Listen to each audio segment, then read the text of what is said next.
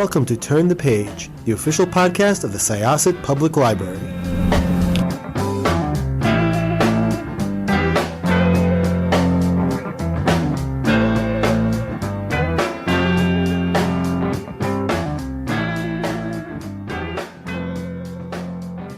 Welcome to Syosset Library's Turn the Page podcast. This is Jessica. I will be your host for this chat with Lori Roy, who wrote Lake County, which is a book that sort of defies genre because there's so many things that it could be called. I've read thriller, I've read historical fiction, I've read literary fiction, literary thriller, mystery, crime, true crime, fictionalized story involving Marilyn Monroe, and somebody who I actually was unaware of, Charlie Wall. I had no idea who he was until I read this book. So thank you for giving me somebody else to research. Lori, welcome to Syosset Library virtually, and please tell us a little bit about Lake County and how the story came to be. Well, hello. It's a pleasure to be here. Thank you for having me today. So Lake County, as you said, it's been called many things, and that means it's got something for everyone. I hope. It's set in the 1950s in a small fictional town in Lake County, Florida.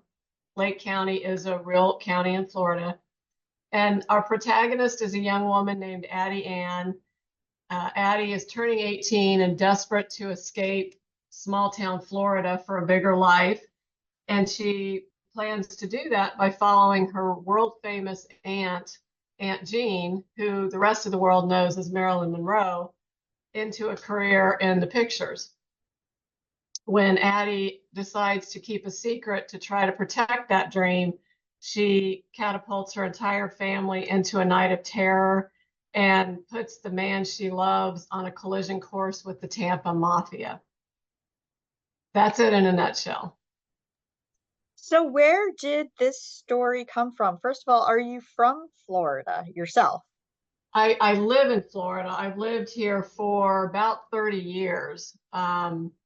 So because nobody is actually from here, that kind of makes me local. And the story does feature, as you mentioned, a couple of historic figures, Marilyn Monroe being one. She's not the primary character, but she is an important character. And then Charlie Wall, who was back in the 30s, 40s, and 50s, he was a crime boss for organized crime, largely considered the kind of the godfather or the grandfather of organized crime in Florida. They kind of snuck into the story later on.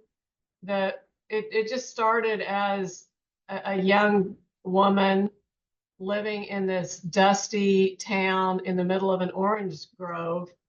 And I started wondering, what did she want out of life? And how could I complicate that for her? It really is. This is another genre I don't think that I mentioned. It is a coming of age story too. Yeah, that too.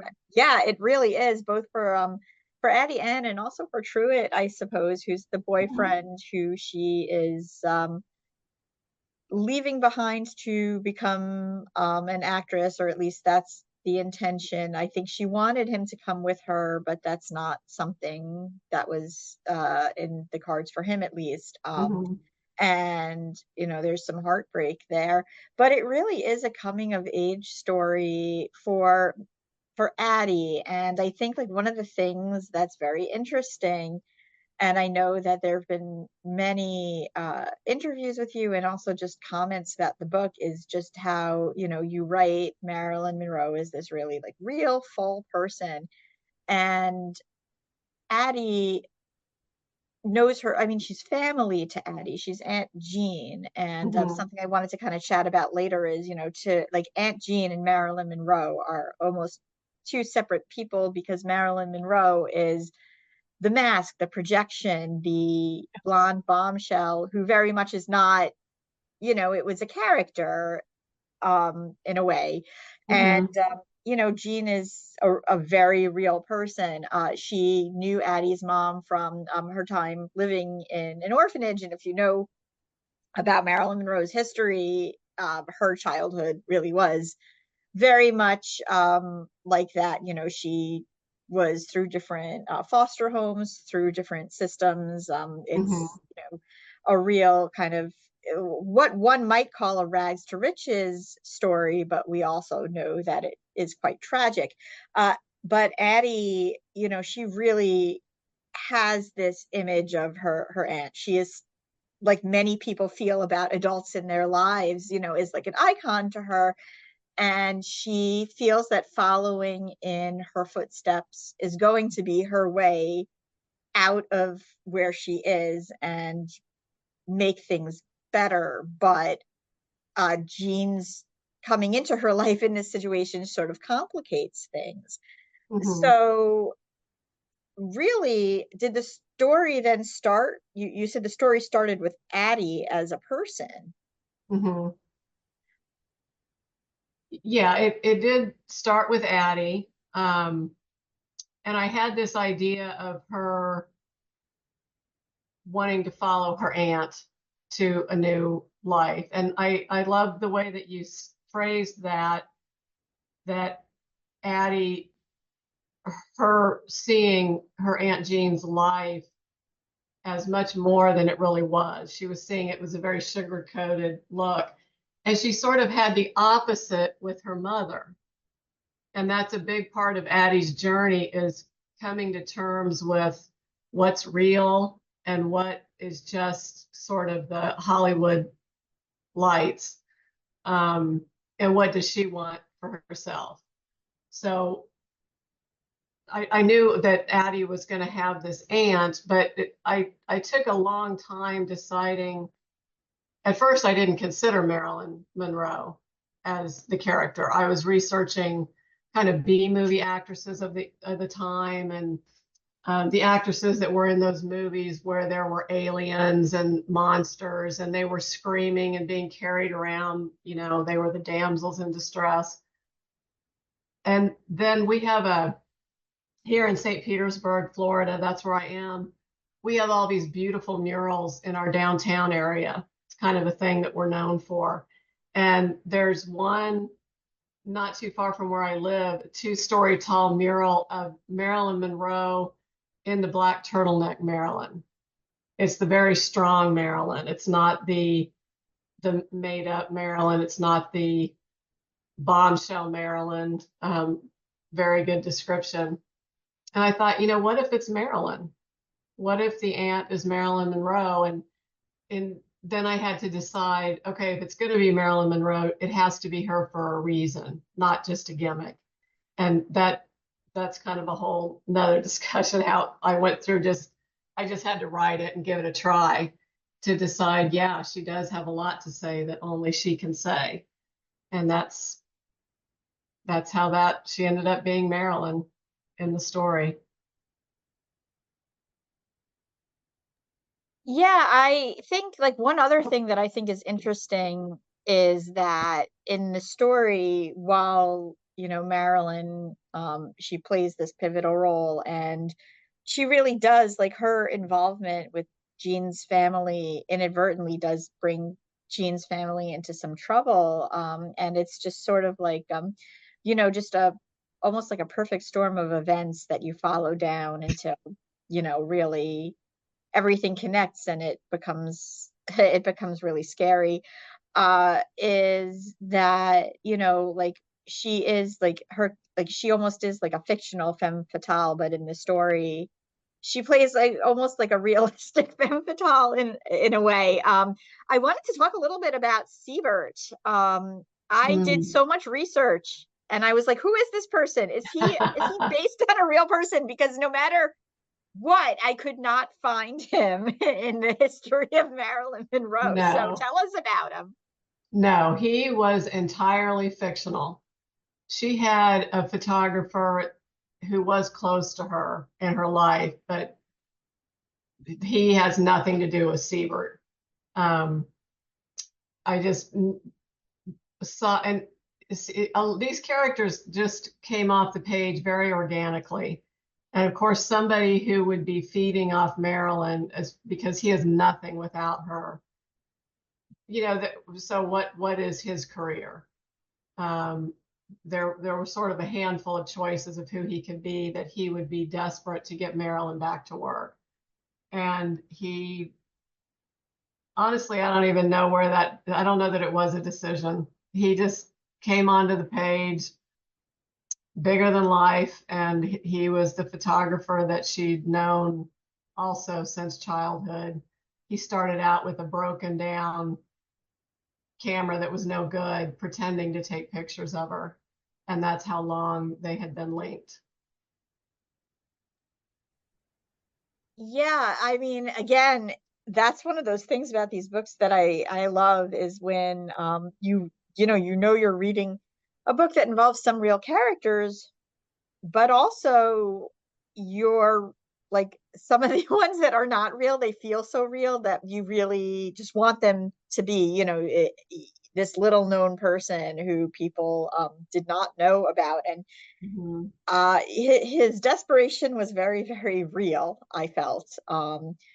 And I really just, like, I have to say, I mean, being from the Northeast, we hear a lot about the mob and the mafia here, and of course in Chicago, but I didn't really know anything about Charlie Wall or the Tampa Mafia. Yeah. When did you first find out about them? Um, Gosh, it's been years. There's a book called Cigar City Mafia. It's a terrific nonfiction book written about um, the mafia, and we have the Ybor City, which is featured in the book, is a real place, and it was a place that was a community of immigrants coming into the country. In the early 1900s, there was a lot of cigar rolling there, and this game of bolita, which was real, a very simple game that everybody could play, but it brought in millions and millions of dollars to the mob. And so that was kind of a way into that story that allowed me to have Addie's boyfriend involved in it. He's not going to be running rum or something like that. So, and then, I have friends who grew up in Tampa and went to school with the kids whose father or grandfather were in the mob. One of them was shot in her driveway. And so I'd hear these stories, and that's just piques my interest. I love history. So that's just been a long running gathering of tidbits of stories and setting and nuance, and it's just all good fodder for a book. And that's Cigar City Mafia, A Complete History of the Tampa Underworld. And it is by Scott M. Deitch, Yes. for those who are interested. So the rest of it, how did you sort of weave together the fictional parts of the story and the real life parts of the story? Was that kind of difficult for you? Were you ever worried how much liberty you were taking? And did Addie fight for the page with some other characters ever? Like, did you ever feel her kind of struggle against Jean or Truett or Siebert or anybody else in the story to sort of take charge? Because the story does begin with her. She really is at the heart of it. Mm-hmm. Yeah, well, that's a great way to put it. Did she fight for the page? I did make a very intentional choice not to make Marilyn a point of view character or Aunt Jean, because she took over like every film she was in, every interview. And I worried that she would do the same with the book. And I wanted to bring her into a setting, the Marilyn Monroe character, a setting where it was the one place on earth she could just be Jean, that she was not the superstar. She was not, so anyway, I made that decision deliberately not to give Jean a point of view. And then, no, I felt like, as far as balancing history with nonfiction, I tried to be true to Marilyn's timeline up till the moment she steps into my story. So, for example, right before this story begins, she would, or sometime before, she would have had that episode in her life where she stood on the subway grate and had that famous picture taken. That famous picture is what causes the angst in her life that drives her back to her pseudo family to kind of recover from this scandal, because it was very scandalous to many people, including her husband at the time, that she did that. So yeah, I stuck to history coming into her life, and the same with Charlie Wall. The things about, he was at the head of organized crime. He was ousted by Santo, or not Santo Trafficante. Yeah, Santo Trafficante. Those things were real. I fictionalized my mob boss. He was murdered, Charlie Wall, on the date in the some 50 plus years ago, and it remains unsolved to this day. So I tried to keep everything true that I could, and how it all worked out, I have no idea. That was like spinning plates, and you just keep spinning until they all come crashing down at the same time. It's it's a really tightly written book too. Did you do a ton of plotting, or did the car begin to just sort of drive itself after a while? The car drove itself. I gotta be honest on that. Now it did, once it got done, I had some editing that I did, and then I worked with some really great editors at Thomas and Mercer, developmental editor, and then, more of a copy editor, line editor. And so I had other eyes on it that were really, really great at just helping me wrench every bit of suspense out of it, and were very respectful of my voice, and they got the characters. So I feel like they get them better than I do. So it did come out very quickly, and then I had some great help pulling it all together in the best way that we could. Well, I think it's gotten some amazing reviews, and you should be very proud of yourself. You really did something very clever and very compelling, and you wrote it in a way that you said it's got a little something for everybody. So yeah, absolutely. So I think my last question is, are you working on something else at the moment, or are you just sitting with this one for the time being? No, I'm fast and furious trying to finish one up on a deadline. I'm not ready to say a whole lot about it, but it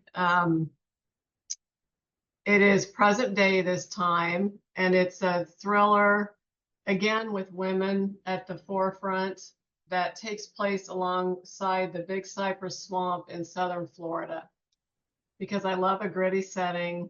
I love some rotten decay. So yeah, I'm excited about it. I'm in that downhill fall, trying to get trying to pull all the loose threads and ends and whatnot together. So yeah, that's in the works. Awesome. Well, once again, this was great. The book comes out the end of June, I believe. Actually, it comes out tomorrow. Oh my goodness. Okay, so the date got moved up. So by the time this interview is out, the book will be out already on shelves, and you should Yes. definitely check it out. Lori, thank you so much. Looking forward to what comes next for you. Thank you Um, so much. and we are going to close this chapter of Turn the Page. It's time to close this chapter of Turn the Page. Join us for the next episode.